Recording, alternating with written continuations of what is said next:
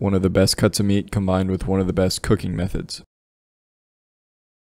Today we're going to do another recipe test. This one's from Sonny at ThatDudeCanCook. This is his red braised pork belly, his Chinese style pork belly. I have this half a slab of pork belly. It's about 2.5 pounds. The other half I use for my banh mi video. And I've been trying to figure out how to put this to use, so I'm finally going to do that today. If you want to see this recipe, I'm not going to go through the ingredient amounts or the full process because I'd rather you go watch his video if you want to make it. This is just me testing it. So I'm first going to start by boiling some water so that I can kind of purge this pork belly. Okay, there we have it. I'm just going to get this water boiling, and in the meantime I'm going to start measuring out my ingredients. So I'll be back when it's boiling. Okay, we're back and the water's boiling, so I'm going to get these pork belly strips in there. He says he just lets them go for like 2 minutes.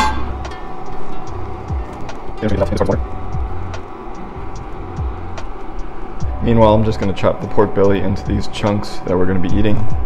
So Sonny used some of the fat from the pieces of the pork belly that he cut, but I still have some pork fat from the last time I used the pork belly in my banh mi, so I'm still trying to get rid of it, so I'm going to use that. This would be a great time to have a second camera so that you could see inside of this pot. Hopefully someday I can add that to my production. Okay, so I'm going to start by toasting these spices. I don't have Szechuan chilies, so I'm going to use these chiles de árbol, but I do have the Szechuan peppercorns, and I'm going to supplement a little bit with some gochugaru and then just these star anise.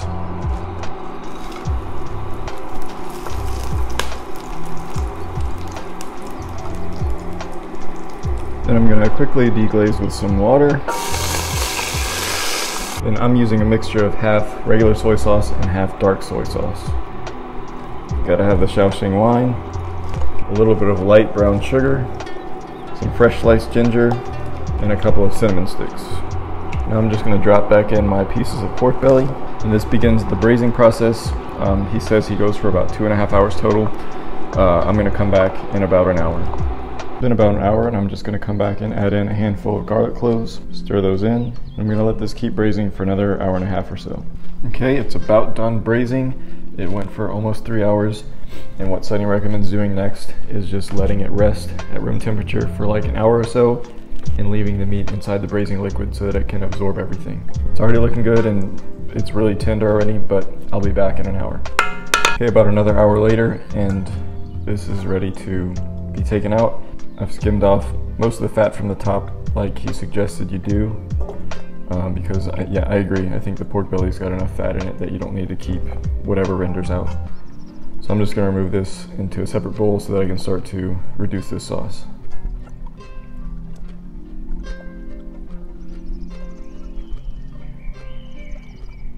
Obligatory pork jiggle. Jiggly boy. Now I'm going to attempt to transfer this into another pot without making a huge mess.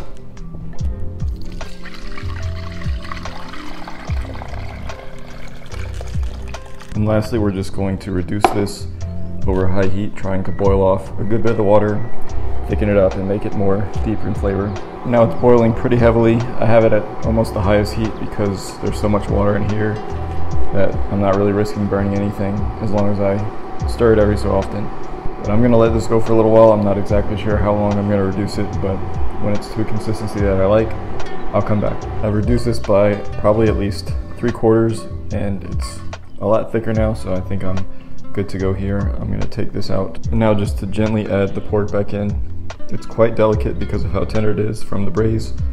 Okay, and just gently mixing that in to try to get everything coated. The sauce is quite warm, so it should be able to heat everything back through. But we're probably not going to eat this for another couple of hours. So what I'm going to do is put this on the stove, cover it, and put it on very low heat just to keep it warm. It's Memorial Day when I'm filming this, so that's why I wanted to do a recipe that takes a little bit of time because I had some time, and I have never braised a pork belly before, so this was something new. I'm going to be bringing this to my parents' house in a little bit, but it's one of those dishes that keeps well and is easy to stay warm in a pot like this, so I think it'll be great. But I figured I would just sneak a taste real quick. It's wonderful. The texture is just like any braised meat that you've had before. The deep flavors in the sauce really come out in this because they're accompanied by the fat of the pork belly. I've never cooked with Szechuan peppercorns or Szechuan chilies before, and I didn't use Szechuan chilies because I couldn't find them, but that flavor profile is very evident here. You pair that with the soy sauce and the wine, and this is a great combination of flavors. This is a good recipe to make in bulk. You usually buy pork bellies in really large amounts, and I'm gonna imagine that it keeps well as leftovers in the fridge, and it's really easy to pair with other things that you would eat for a dinner party or something like that, for instance. But this is the first Chinese style dish that I've ever made, and even though it comes from an American YouTuber, it does make me want to get more into that style of food. But I appreciate Sonny for putting this recipe out, and hope you all enjoyed watching. See y'all next time.